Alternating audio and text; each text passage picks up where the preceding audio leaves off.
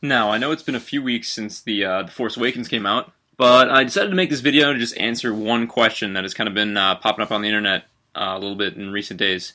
Who is Supreme Leader Snoke? Well, I might have an answer. No, just kidding, I actually don't. I decided to make this video just to disprove two extremely unlikely theories that have been floating around, and perhaps add credence to a decent one. Or not. I don't know. Okay, so the first theory that has been floating around the interwebs is that Snoke may actually be Darth Vader, because his wounds apparently resemble those Vader has at the end of Jedi, when his mask is removed. Well, let me tell you why this is insane on more than a few levels. First off, he's dead. We saw it. Here's him dying, here's his corpse being burned. Now, even if this was some sort of elaborate ruse to trick the audience, like Vader really didn't die, and Luke was just burning his empty armor in effigy, then why is this guy here? Or better yet, this guy. Now, another reason Snoke couldn't be Vader is because in early drafts of the script, there was the idea of having a Force ghost appear that was part Vader and part Anakin Skywalker, which would appear to different people in different forms to represent the duality of Anakin or Vader's character. I'm assuming this means that in Kylo Ren, the ghost would take on the form of Darth Vader, and supposedly would be a half-and-half hybrid when talking to Luke, since Luke was the only one to acknowledge both his father's light and dark side. Now, this is an idea that comes from The Art of the Force Awakens, a book that contains a bunch of, concept art and stuff like that, or ideas that were maybe being kicked around prior to the final script. Regardless, this idea was scrapped, either to distance themselves from the prequels, as it would involve Hayden Christensen reprising his role, an idea I'm not entirely opposed to, or to avoid using Vader as too much of a storytelling crutch, because, his story's basically over. Now, the second theory, and quite possibly the more insane one of the two, is that Snoke is actually Kylo Ren from the future.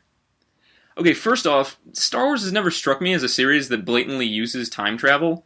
I mean, even in the expanded universe.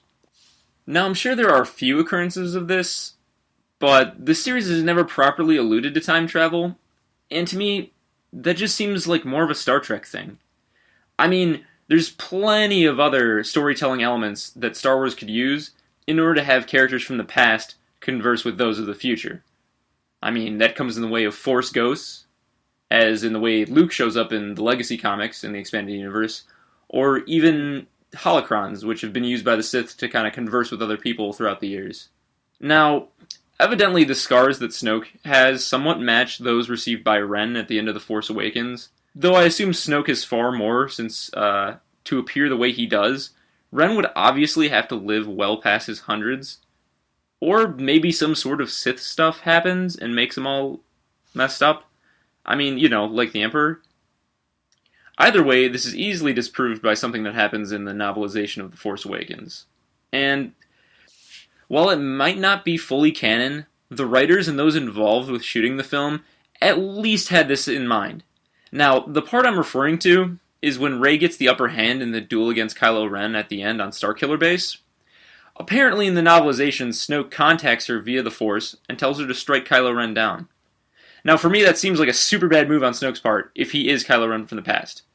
Telling someone to kill your earlier self. But, it's fine, because Snoke obviously isn't Kylo Ren. Now, a third theory I want to talk about is one that I personally put a little bit of stock into. Again, bear in mind that all of this might not be true, and Snoke just might be a random character that shows up. Which I'm pretty fine with. I mean, the only issue I have is that he was around for, hundreds of years, and he did nothing while, the Emperor came to power and stuff like that, and... Oh, you know what? Okay, never mind. The theory I'm talking about is that Supreme Leader Snoke may indeed be Darth Plagueis. Now, I've fished around with this theory for a while, and I've kind of run it by some people, and for some reason when I bring it up, people are confused as to who Darth Plagueis is. Now, I love the expanded universe, and I know a lot of it has been defunct, but Darth Plagueis is clearly mentioned in Episode 3, so he's a canon character. Now, for those who can't really remember, he's brought up in a scene in Episode 3, which, arguably is one of the better scenes in the movie, where Darth Sidious, or Palpatine, is sitting in that weird space opera thing, talking to Anakin, and he kind of tells him this story about a Sith Lord who could create life and stop those from dying. Now, obviously, it's a ploy by Palpatine to kind of show Anakin that he could save his wife, Padme, and kind of bring him closer over to the dark side. But also, it can be seen as Palpatine kind of gloating as he discusses the apprentice striking down Darth Plagueis. Now, the apprentice he's talking about is obviously him. And for those who aren't entirely sure, there is a novel that kind of expands this and explains, Palpatine's entire training with Plagueis. And again, this may all not be canon. But I kind of like this theory because not only does it incorporate things from the expanded universe, but it would explain why Snoke appears and is suddenly so powerful. Now, I know I discussed Darth Vader being dead earlier, and kind of the Plagueis thing is kind of the same, but we don't really actually see Plagueis die. And Sidious explains that he's a character who is so powerful in the Force that can actually stop other people from dying. So maybe this was kind of a, ploy on his side to make Sidious think that he did kill him, only to come back later, stronger, and maybe with a different Force. But there are other things that kind of, add to this theory, although they don't entirely prove it. Now, in The Force Awakens, we see Rey carrying around a staff most of the movie. She finds it, I assume, on Jakku, while she's doing some of her junk collecting. Now, people have said that this is a Sith artifact, and that it's actually the staff wielded by Darth Plagueis. Now, it seems kind of far-fetched, because, it's just a staff and nothing really looks special about it. But it is prominently featured, and apparently at Celebration Anaheim, a convention for Star Wars, the staff was on display, and some people said that before it was taken down, there was a place marker that actually said it was the staff of Darth Plagueis. Now, that implies a few things. One, Rey could have found it because it's so powerful in the Force, and that's maybe one of the reasons that she acquires the Force so suddenly at the end of the movie and is able to overthrow Kylo Ren's attack. But another thing is that they're kind of adding in something from the prequels as well. The Force Awakens does this a few ways, in the fact that they mention clones at one point, and some of the other storytelling aspects. But, if the staff of Plagueis kind of appears out of nowhere, then I'm led to believe that somewhere they're going to kind of add him back into the story. Now, maybe they're just setting up for something later, or like I said, this is kind of to show that Rey's getting more powerful in the Force. But, But maybe Snoke could be Plagueis.